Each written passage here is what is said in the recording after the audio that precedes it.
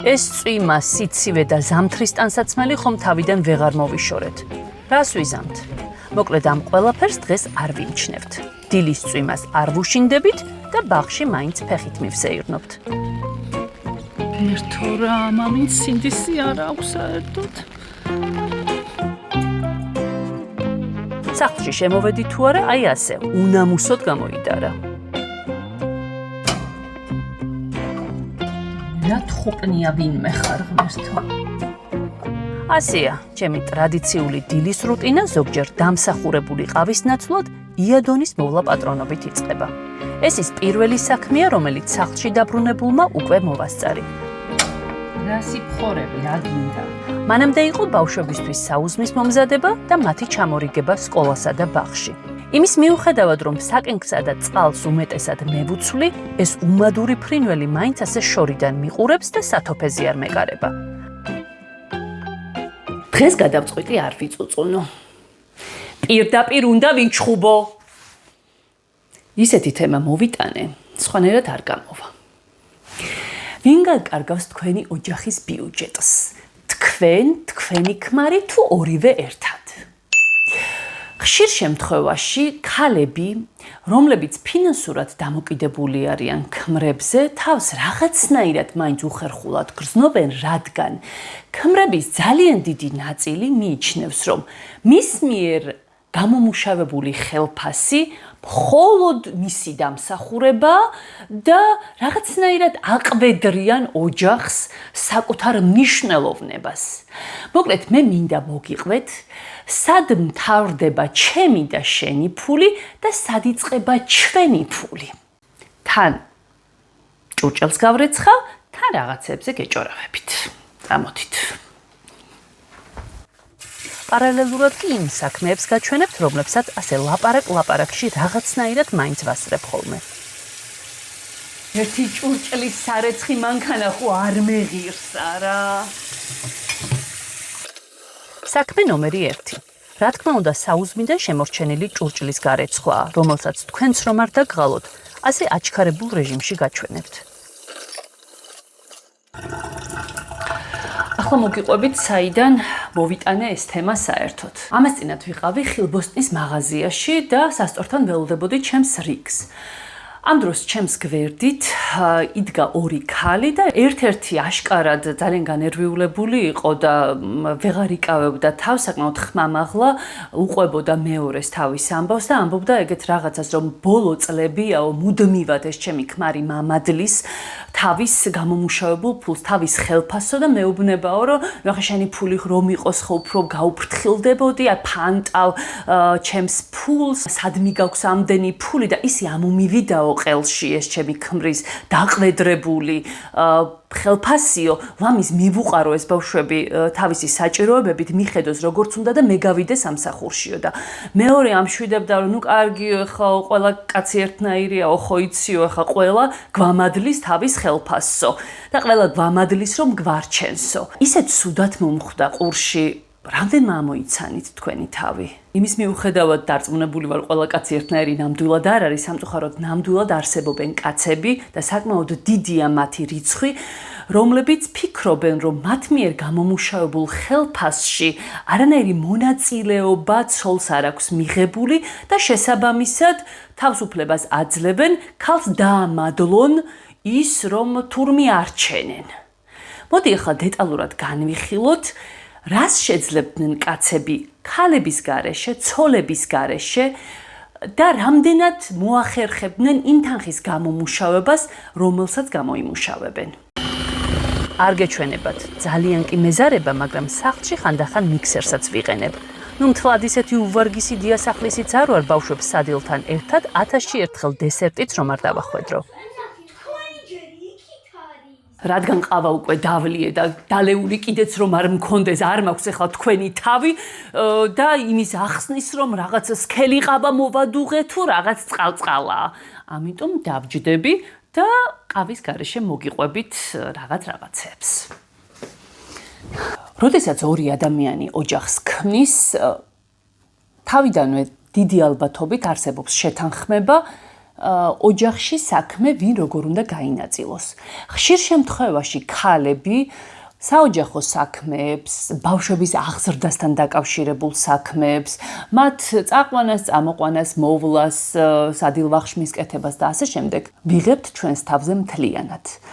რაც არ მგონია სწორი, მაგრამ პრაქტიკაში რადგან ასე ხდება, ასეა და მოცემულობიდან მოდი გავაკეთოთ დასკვნები. ხშირად, როდესაც ჩნდება შანსი იმის, რომ ქმარმა თავის კარიერას მიხედოს, უფრო მეტი ყურადღება დაუთმოს, უფრო მეტი დრო დაუთმოს, ამ დროს ქალები გარკვეულწილად მის საქმეებს გადმოვიბარებთ ხოლმე და მას საშუალებას ვაძლევთ, რომ კარიერულად განვითარდეს, უფრო მეტი დრო გაატაროს სამსახურში, უფრო წინ წავიდეს. ეს ხშირ შემთხვევაში ხდება ჩვენი ზედმეტად ჭარბად დატვირთვის ხარჯზე.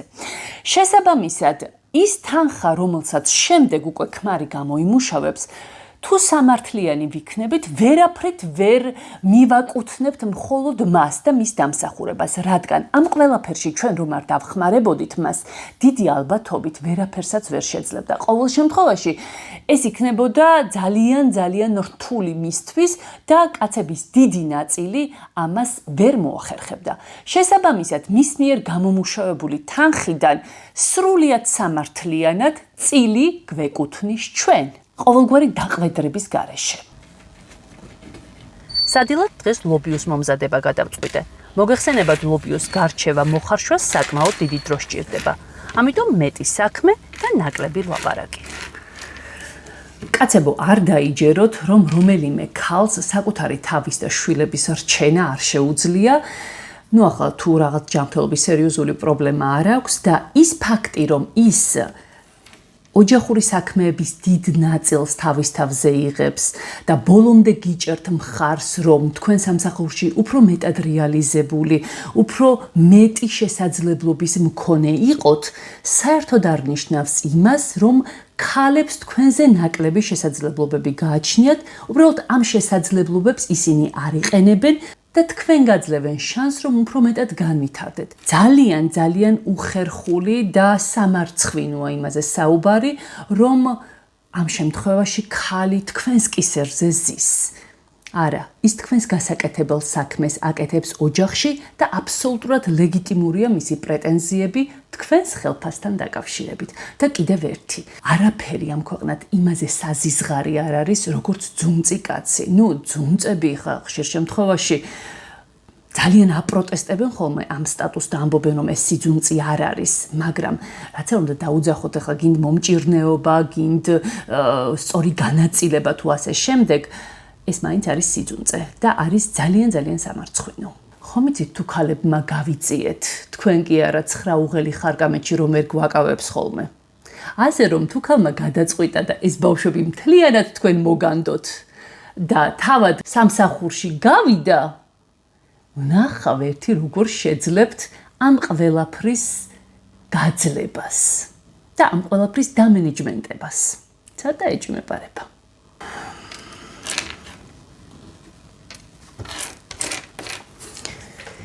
ერთ კილო ლობიოში ნახევარი რომ უვარგისია. ხომ არის ახლა ღირსი გამყიდველი მიუვარდე.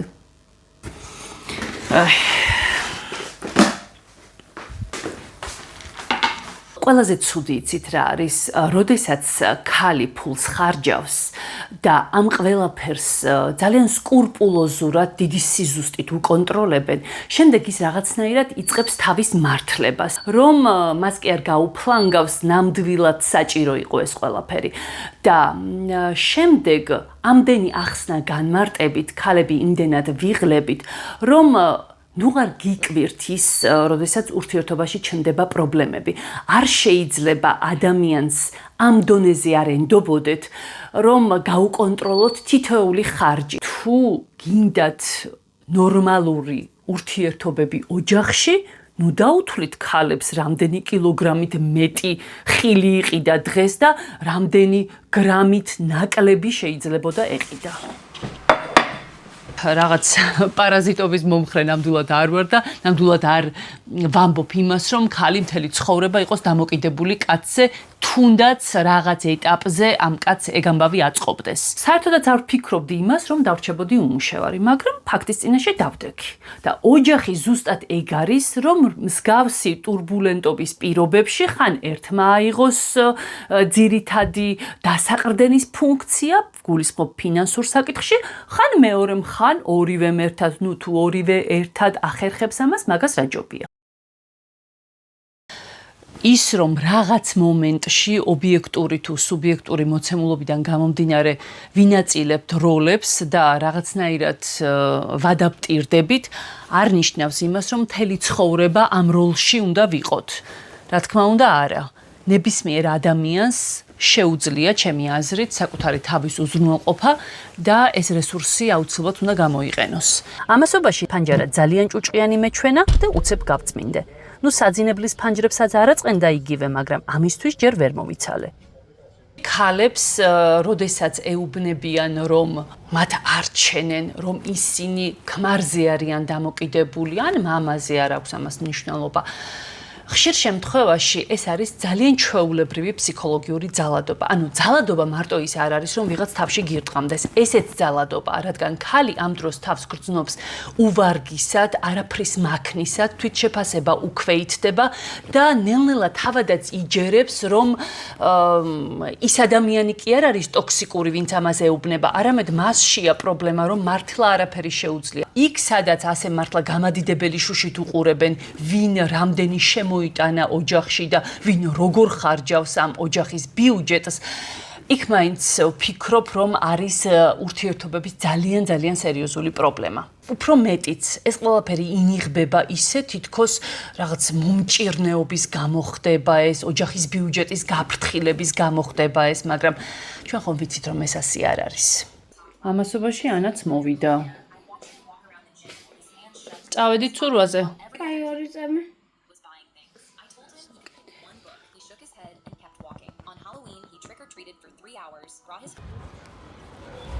ჯოჯოხეთში ცალკე ქვაბია გამზადებული იმ კაცებისთვის, ვინც არა მხოლოდ საკუთარი ხელფასის ხარჯვას აკონტროლებს ოჯახის წევრის მხრიდან, არამედ ქალს თავისი ხელფასის განკარგვას უკონტროლებს. ეს საერთოდ კატასტროფაა. უბედურება. ანას ახალი გასართობი აქვს, გორგოლაჭებიანი ბოტასები. ამის გარეშე სახლიდან ფაქტობრივად აღარ გადის. მოვედით ცურვაზე. ანა წინ გავარდა, ასე მოტივირებული ეს ბავშვი სხვა რაღაცებშიც რო იყოს, ჩემს ბედს ძაღლი არ დაყებდა. მართალია ბოლო დროს სკოლაში ჩემს გარეშე მეგობრებთან ერთად დაიწყო სიარული, მაგრამ ცურვაზე მარტო გაშვების მაინც მეშინია.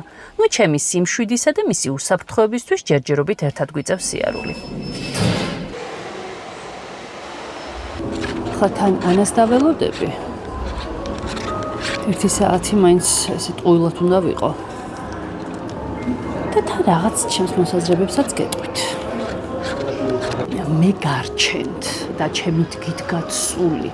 აი ამ დამოკიდებულებას დიდად არაფერი აქვს საერთო შემოსავლის რაოდენობასთან. ეს არის დამოკიდებული ადამიანის ხასიათზე და მის შემდგარობაზე, მე მაინც ასე მგონი. ანუ შინაგანად რამდენად არის შემდგარი ადამიანი. როგორც წესი, ასეთი კაცები ქალის გასაკეთებელს მიიჩნევენ მის ვალდებულებად და თავის საკეთებელს მიიჩნევენ სხვისთვის გაღებულ წყალობად.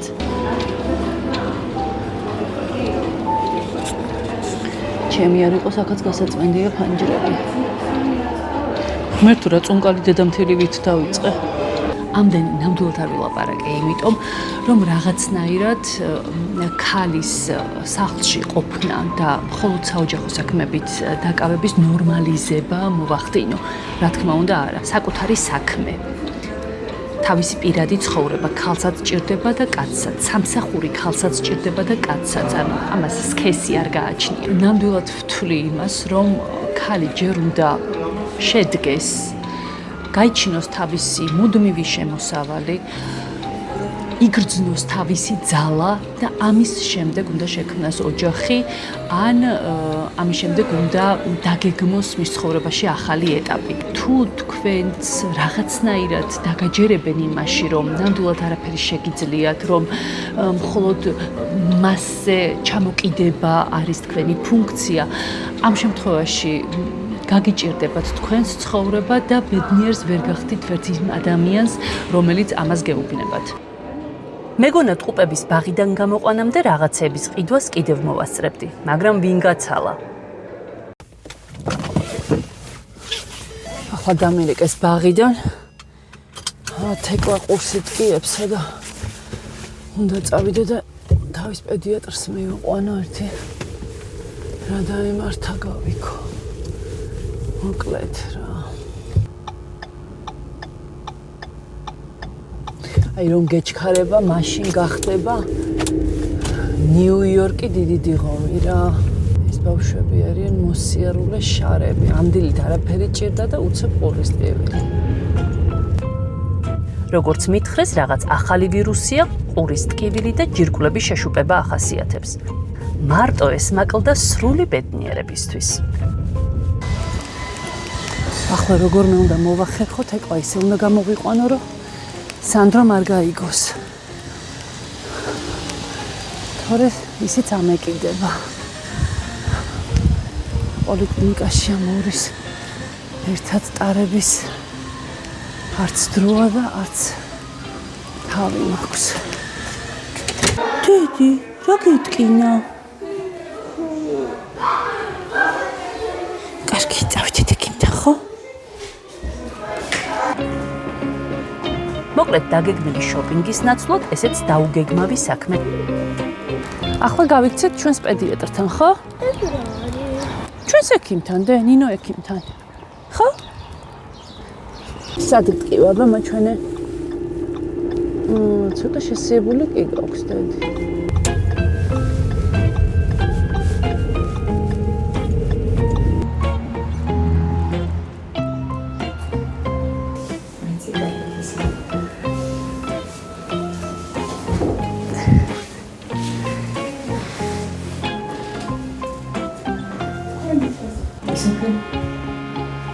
რადგან ექიმმა დაგვამშვიდა, რომ ისეთი საგანგაშო არაფერი ხდება, ლაპარაკის ხალისიც დამიბრუნდა. სხვათა შორის ეს პოლიკლინიკა და ეს ექიმი შევარჩიე 11 წლის წინ, ვიდრე ანა დაიბადებოდა და ამ ხნის მანძილზე არასდროს არ გაუცრუებიათ იმედი. ძალიან დიდი ფუფუნებაა ზოგადად, როდესაც ექიმს ენდობი. სხვათა შორის, როდესაც ბავშვს დაჭირდა დახმარება, გამიხდა ავად, მშობლობის მთელი პასუხისმგებლობა ავიღე მე. ამ დროს ჩემი ქმარი მუშაობს. როგორ ფიქრობთ, მისი გამომუშავებული თანხა მხოლოდ მისია თუ ორივესი? აბა? თეკლამ ავადმყოფობა შეიფერა. როგორ ახარ? ისეთი პასუხია ყველა 5 წლის ბავშვის სევდას რომ იდევს. სხვას არ ცველოდი, დრამების პატარა დედოფალია. რაც მთავარია, ტკივილი აღარ აქვს და შეშუპებამაც იკლო. აბა კარგად დაფიქრდით და გულწრფელად მიპასუხეთ. იქნებოდით თუ არა წარმატებული თქვენ სფეროში, წარმატებული იურისტები, არქიტექტორები, ექიმები, პოლიტიკოსები, იმ შემთხვევაში თუ თქვენი ოჯახის ქალები მაქსიმალურად მხარს არ დაგიჭერდნენ, თუ თქვენს ნაცვლად არ აიღებდნენ პასუხისმგებლობა შვილების წინაშე, ოჯახის წინაშე, რამდენად მოახერხებდით წარმატებისთვის მიგეღწიათ? აბა? მე მაინც მგონია, რომ ძალიან გაგიჭირდებოდათ. შეიძლება მიგეღწიათ, მაგრამ ძალიან რთულად. ისე ზუსტად არ მახსოვს, სადღაც სოციალურ ქსელში წავაწყდი და მე ვეღარ ვიპოვე. დათვლილი იყო თანხის მიხედვით რა ღირს ქალის შრომა სახლში. იქ შედიოდა დიასახლისობა, ლაგება, სადილების კეთება, ბავშვების წაყვანა-წამოყვანა, მათი მომზადება, როგორც რეპეტიტორის თუ პედაგოგის ამპლუაში. მოკლედ, ყველა საქმე, რომელსაც ვაკეთებთ დღის განმავლობაში, გადაყვანილი იყო თანხაში. თქვენ ვერ წარმოიდგენთ, რამდენად ძვირადღირებული დასაქმებულები ვართ ჩვენ ადამიანები, ვისაც ოფიციალურად სამსახური არ გვაქვს. და ჩვენი მეუღლეები, მამები თუ გამოაკლებენ, ძმები, რა ვიცი, მამაკაცები, რომლებსაც აქვთ პრეტენზია, რომ მხოლოდ ისინი არჩენენ ოჯახს და მხოლოდ მათ შემოაქვთ დოვლათი და ასე შემდეგ, თუ დაიანგარიშებენ, რამდენი თანხა ეზოგებათ იმაში, რომ ჩვენ ამ ყველაფერში ფულს არ ვითხოვთ, მე მგონი მიხვდებიან, რომ მათ ხელფას ხანდახან ვეწევით კი არა, ვაჭარბებთ კიდევც მათი ხელფასის რაოდენობას. ასე რომ, თავდაჯერებულები იქნებით იმაში, რომ თქვენს სახლში მცხოვრები ქალები თქვენს კისერზე არიან და ბევრს არაფერს აკეთებენ.